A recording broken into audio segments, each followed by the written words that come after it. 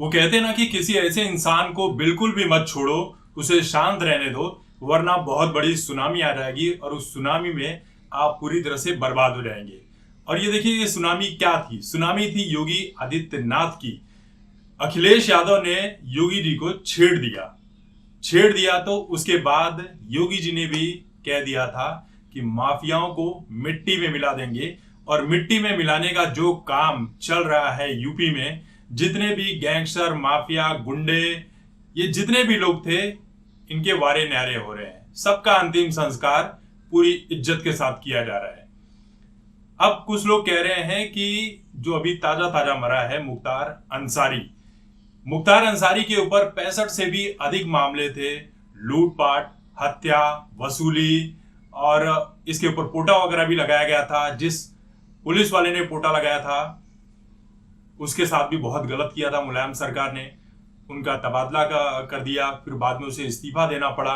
बहुत कुछ अत्याचार किया गया, क्योंकि मुख्तार अंसारी के पास से लाइट मशीन गन मिली थी, जो कि यूपी में किसी के पास नहीं थी। और उसी मशीन गन से उसने एक बहुत बड़े नेता की हत्या कर दी थी। बाद में उसकी चोटी भी काट दी थी, और चोटी काटने के बाद खुशियां मनाई थी कि चोटी काट दिया है।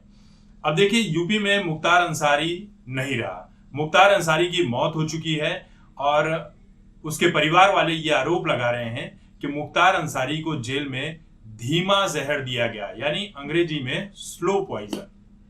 ये स्लो पॉइजन जो है वो खाने में दिया जा रहा था, जिसकी शिकायत जो है मुख्तार अंसारी ने अपने वकील से भी की थी, मैजिस्ट्रेट के सामने भी की थी। बाकायदा लेटर वगैरह लिखा गया है कि सरकार के आदेश पर बीजेपी के कुछ लोग हैं, ये लोग मुझे खाने में धीमा जहर दे रहे हैं, मुझे मारने की कोशिश कर रहे हैं।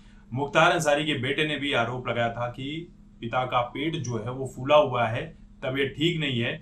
लेकिन जो डॉक्टर्स हैं उनका कहना है कि मुख्तार अंसारी की तबीयत पहले भी बिगड़ी थी, बीच में भी बिगड़ी थी। ये एक साधारण मौत है, हार्ट अटैक के चलते मौत है। बेवजह इसे तूल दिया जा रहा है कि मुख्तार अंसारी को जहर देकर मार दिया गया, और नाम दिया जा रहा है हार्ट अटैक का। अब पूरी सच्चाई क्या है ये मैं आपके ऊपर ही छोड़ देता हूं, क्योंकि यूपी में जितने भी गैंगस्टर हैं, जितने भी माफिया थे, है बोल रहा हूं मैं, अब वो थे हो चुके हैं।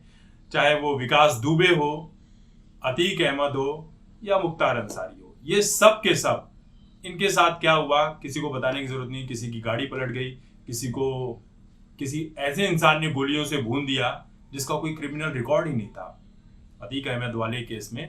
और अब जो है मुख्तार अंसारी वाला मामला सामने आ गया है।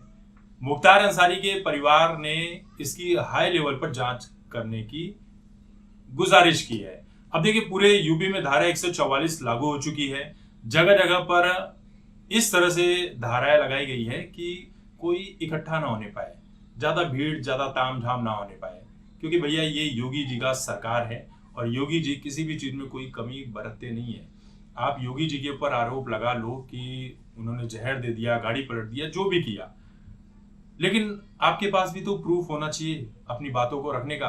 और देखिए, मुख्तार अंसारी हो, अतीक अहमद हो, ऐसे लोग मरते हैं तो इनको शहीद का दर्जा दे दिया जाता है। क्या शहीदी वाला काम किया था? हत्या, लूटपाट, लोगों के घर उजाड़ देना, खुलेआम गोलियां बरसाना, ये शहीदी वाला काम है। बॉर्डर पर खड़े हैं ऐसे लोग नहीं, लेकिन इन्हें शहीद का दर्जा दिया जा रहा है। ऐसे चाहे वो जितने आतंकवादी मरे थे, चाहे अफजल गुरु हो, याकूब मेमन हो, इनको भी शहीदों का दर्जा दिया जाता था। इनके लिए अदालतें 3 बजे भी रात को खुल जाती थी। तो ये ऐसे लोगों को सपोर्ट करने का कोई मतलब नहीं होता है। तो वैसे आपको क्या लगता है कि क्या वाकई में मुख्तार अंसारी को जहर दिया गया, या ये एक साधारण मौत है, ऊपर वाले ने बुला लिया? और आज देखो, मिट्टी में भी दफन कर दिया जाएगा, यानी योगी जी ने जो कहा था वो करके दिखा दिया। भैया माफिया को मिट्टी में मिला देंगे, लेकिन योगी सरकार ये कह रही कि भैया साधारण मौत है, डॉक्टर्स भी कह रहे हैं साधारण मौत है। अब वो आपको डिसाइड करना है कि साधारण मौत है या हार्ट अटैक के चलते हुई है।